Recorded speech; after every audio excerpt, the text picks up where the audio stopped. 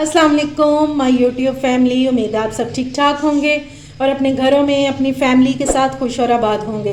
अल्हम्दुलिल्लाह मैं भी बिल्कुल ठीक ठाक हूँ आप लोगों की दुआओं से। और आज मैं बहुत ही मज़ेदार कौरमे की रेसिपी के साथ हाजिर हूँ।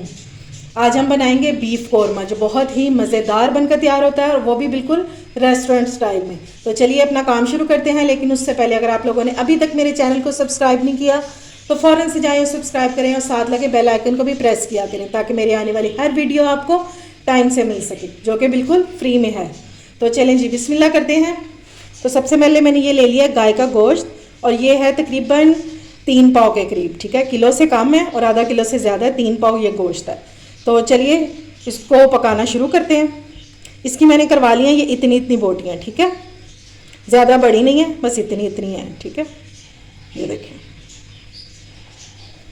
और ये मिक्स गोश्त है, गोल बोटी का भी है और हड्डी वाला भी है, ज़्यादा इसमें गोल बोटी का है।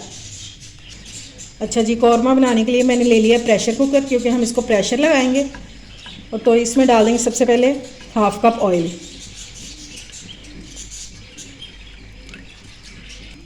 अच्छा जी, ऑयल हमारा गर्म हो चुका है। अब इसमें डालेंगे अदरक लहसुन। इसमें थोड़ा सा अदरक लहसुन जो है वो ज़्यादा जाएगा, मैं डालूँगी 2 टेबल स्पून।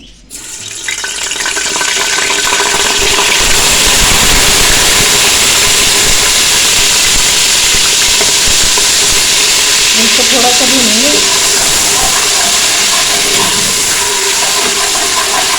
सिर्फ 30 से 40 सेकंड तक। अब हम इसमें गोश्त डाल देंगे और इसको हमने अदरक लहसुन के साथ बहुत अच्छे से भूनना। ये स्टेप करने से कभी भी आपके गोश्त में स्मेल नहीं आएगी इंशाल्लाह।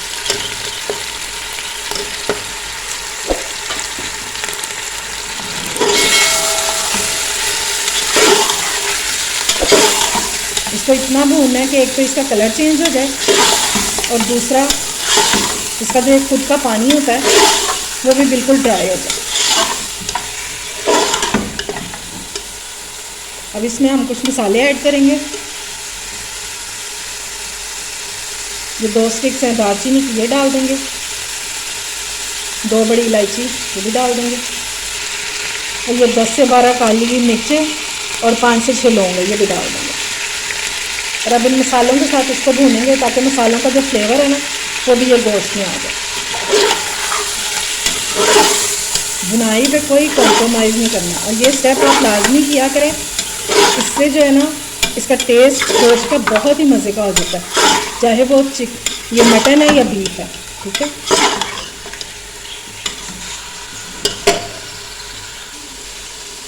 ये देखें जी, गोश्त अच्छे से भून चुका है और मैंने तकरीबन 7 मिनट तक इसको भूना और मुसलसल इसको मैं तब से भूनती जा रही हूँ।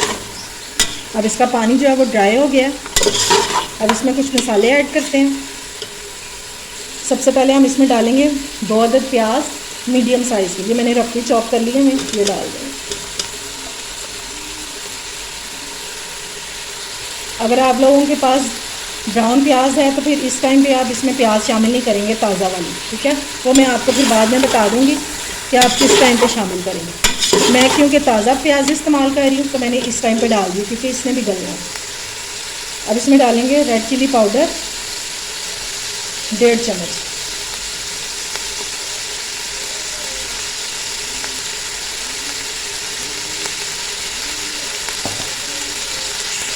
नमक डालेंगे अकॉर्डिंग टू टेस्ट और थोड़ी सी हल्दी डालेंगे, तकरीबन 1/4 टीस्पून जितनी, बस, इससे ज़्यादा नहीं डालेंगे। और अब हम इसमें डालेंगे पानी।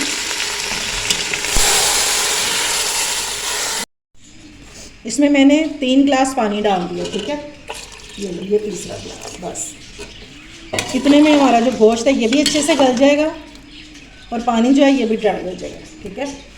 अब इसको बंद कर देते हैं और विसल चलने के बाद आपने इसको 15 मिनट चलाना है, क्योंकि मेरा जो था वो फ्रेश गोश्त था इसलिए इसको 15 मिनट लगेंगे। बाकी आप अपने गोश्त के हिसाब से देख लीजिएगा कि उसको कितना टाइम लगता है। ज़्यादा से ज़्यादा 20 मिनट लग जाएंगे, इससे ज़्यादा गोश्त नहीं टाइम लेता, ठीक है। विसल चलने के बाद आपने इसको 15 मिनट का टाइम देना है, ठीक है। अब मैं इसको बंद करके रखने लगी और फिर मैं आपको 15 मिनट बाद इसकी कंडीशन दिखाती हूँ। अच्छा जी, जब तक हमारा गोश्त गल रहा है तो हम टमाटरों का काम कर लेते हैं। ये मैंने 3 अदद टमाटर ले लिए हैं और इनको ब्लेंड कर लेंगे। ठीक है, ये इस तरह 4-4 पीस कर लेंगे इसके और इसको ब्लेंड कर लेंगे थोड़ा सा पानी डाल के। चलें जी, मैंने टमाटरों को जग में डाल दिया, थोड़ा सा पानी भी डाल दिया। अब इस टाइम पे हम इसमें ऐड करेंगे 5 से 6 सब्ज़ मिर्चें। ये मेरी कड़वी वाली नहीं है, अगर आपकी कड़वी वाली हो तो फिर आप सिर्फ 4 से 5 ऐड कीजिएगा बस। ठीक है, अब इसको मैं ब्लेंड कर लूँगी। ये देखें जी, गोश्त जो है ये हमारा गल चुका है, आपको दिखाती हूँ मैं। ये देखें, ये मैंने तकरीबन 90% मैंने इसको कुक कर लिया। ठीक है, जो थोड़ा सा रह गया ये हमारी बुनाई में अच्छा खासा गल जाएगा। अगर इसको पहले गला लेंगे इतना ज़्यादा तो फिर ये हमारे भूनते भूनते ये बिल्कुल घुल जाएगा। ठीक है, बस इतनी सी कसर हमने छोड़नी है, ये थोड़ी सी। ठीक है, अब ये थोड़ा सा पानी रह गया, इसको हम ड्राई करेंगे और फिर हम इसको अच्छे से भूनेंगे। और इस टाइम पर किचन से क्या मसालों की खुशबू आ रही है मज़ेदार सी। तो आप लोगों ने मसालों को बिल्कुल भी स्किप नहीं करना, ये लाजमी डालें, इससे बहुत मज़े की खुशबू आती है। और ये डाल देंगे टमाटर और मिर्चें जो हमने पीस के रखी थी, ये डाल देंगे ताकि पानी ड्राई होने तक ये भी साथ ही भुन जाए।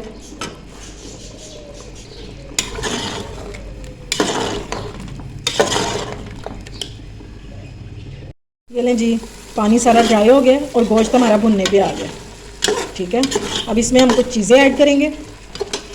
फ्लेम मैंने लो कर दिया, तो सबसे पहले हम इसमें डालेंगे दही। ये 3 टेबलस्पून दही है, ये डाल देंगे क्योंकि हमने टमाटर भी डाले हुए हैं, इसलिए सिर्फ 3 टेबलस्पून डालेंगे। साथ ही हम इसमें ऐड कर देंगे 1 टीस्पून भुना कुटा ज़ीरा और 1 टीस्पून भुना कुटा धनिया। 1/2 टीस्पून आप किसी भी ब्रांड का कौरमा मसाला डाल दें, सिर्फ खुशबू के लिए। ठीक है, इससे बहुत अच्छा सा टेस्ट आ जाएगा, लेकिन सिर्फ 1/2 टीस्पून डालना है आपने। इसको अच्छे से करेंगे मिक्स।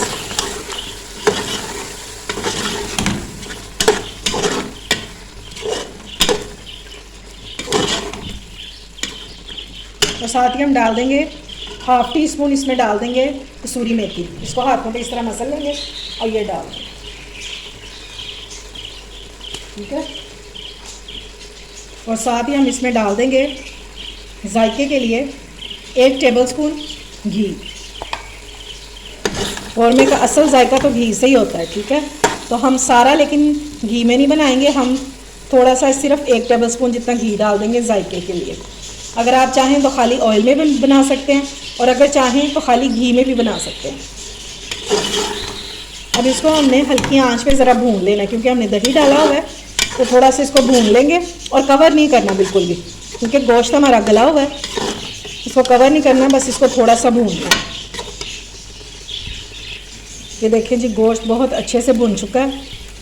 अब जब इसको डिश आउट करने लगेंगे तब आपने इसमें डाल देना 1/4 टीस्पून गरम मसाला।